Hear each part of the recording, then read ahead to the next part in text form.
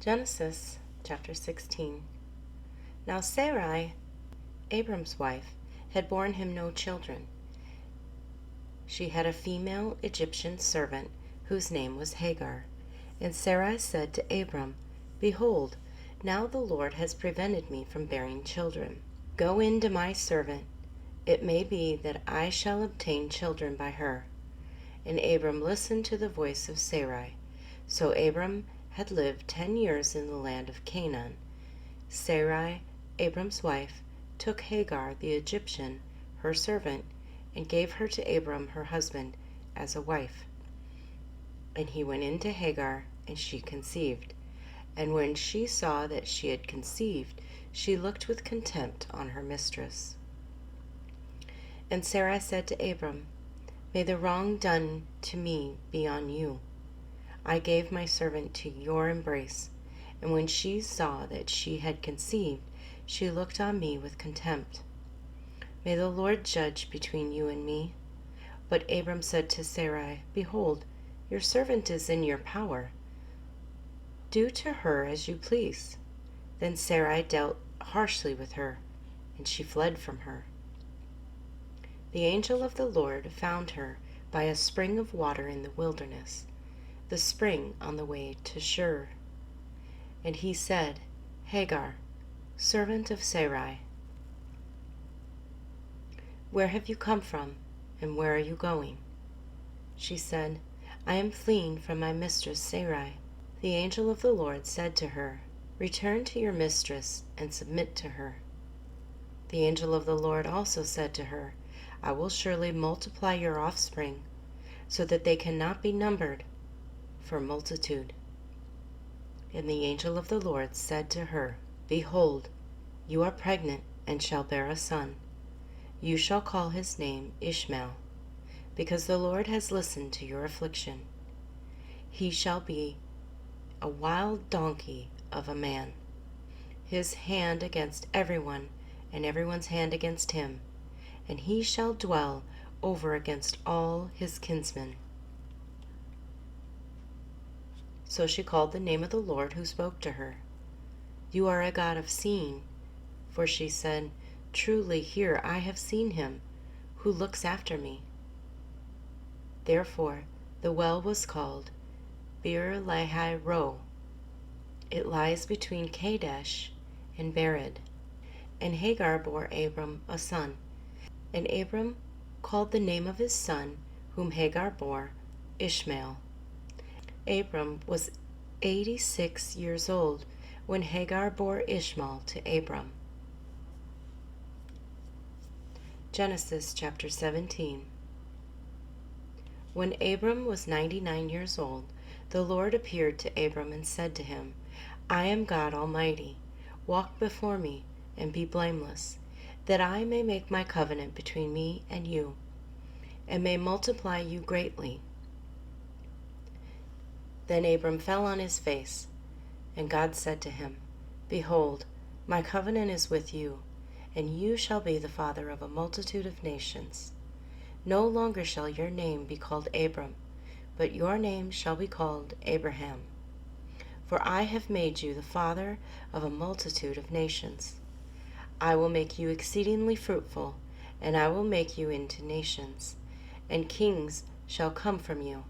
And I will establish my covenant between me and you and your offspring after you throughout their generations, for an everlasting covenant, to be God to you and to your offspring after you.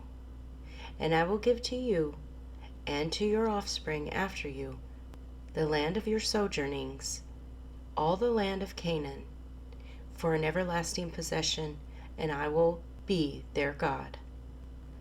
And God said to Abraham, As for you, you shall keep my covenant, you and your offspring after you, throughout their generations. This is my covenant, which you shall keep, between me and you and your offspring after you. Every male among you shall be circumcised.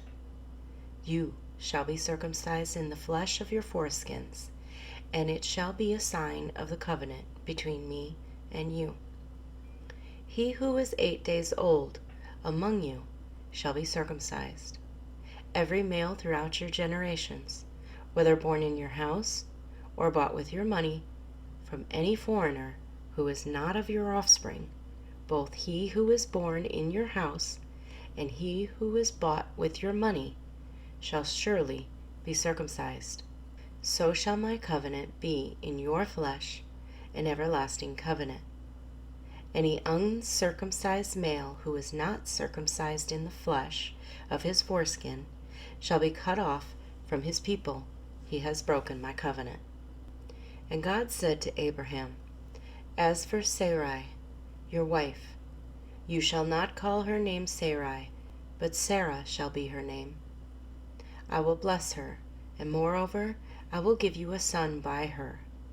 I will bless her, and she shall become nations. Kings of peoples shall come from her. Then Abraham fell on his face and laughed, and said to himself, Shall a child be born to a man who is 100 years old? Shall Sarah, who is 90 years old, bear a child? And Abraham said to God, Oh, that Ishmael might live before you. God said, No, but Sarah your wife shall bear you a son, and you shall call his name Isaac.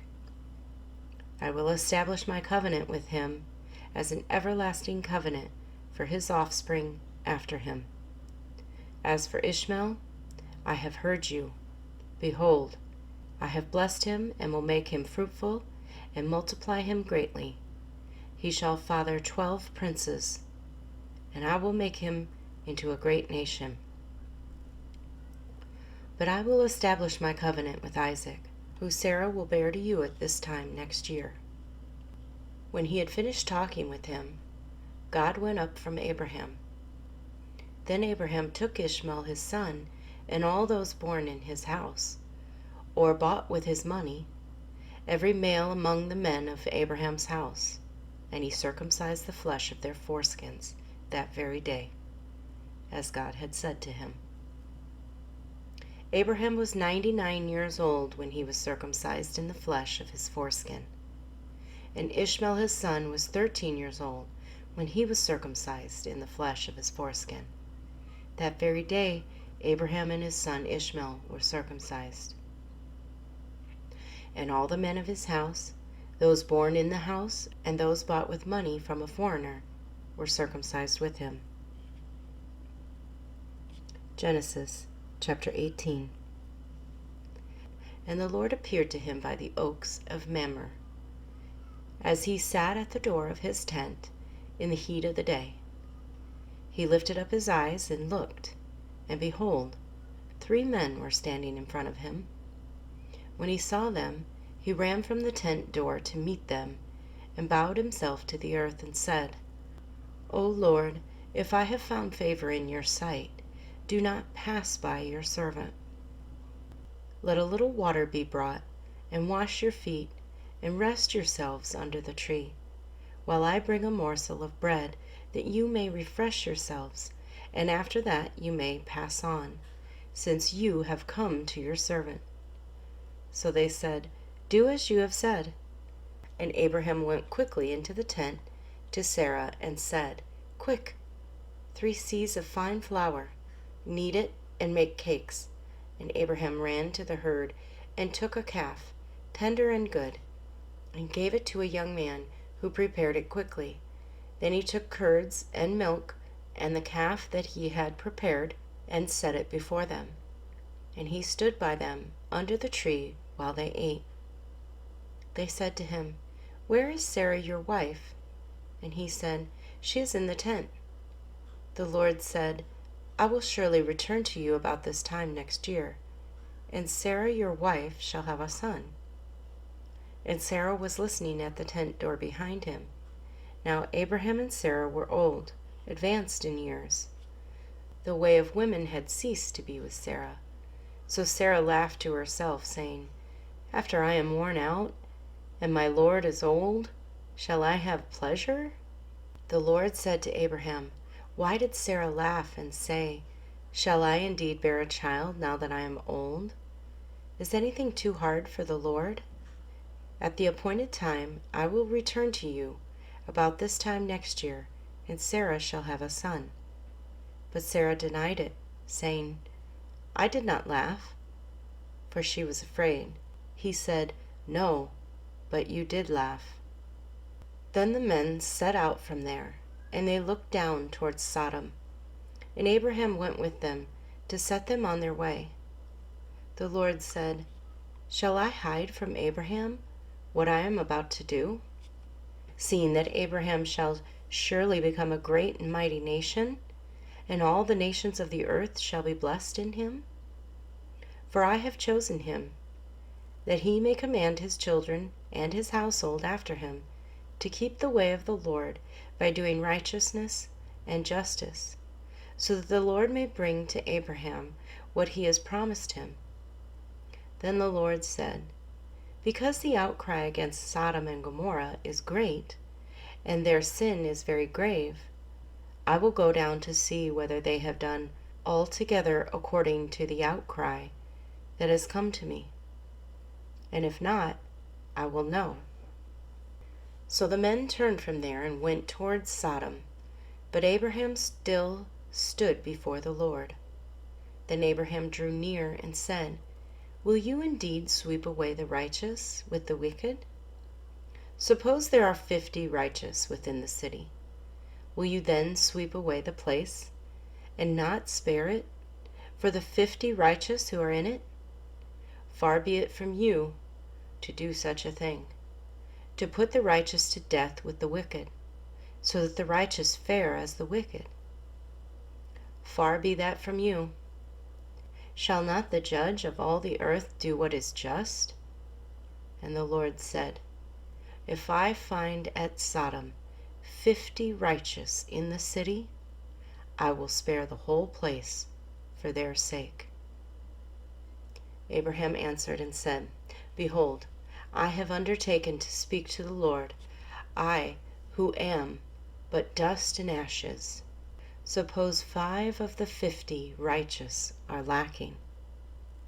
Will you destroy the whole city for lack of 5? And he said, "I will not destroy it if I find 45 there." Again he spoke to him and said, "Suppose 40 are found there." He answered, "For the sake of 40 I will not do it." Then he said, "Oh, let not the Lord be angry, and I will speak." "Suppose 30 are found there." He answered, "I will not do it if I find 30 there." He said, "Behold, I have undertaken to speak to the Lord. Suppose 20 are found there." He answered, "For the sake of 20 I will not destroy it." Then he said, "Oh, let not the Lord be angry, and I will speak again but this once. Suppose 10 are found there." He answered, "For the sake of 10 I will not destroy it." And the Lord went his way. When he had finished speaking to Abraham, and Abraham returned to his place.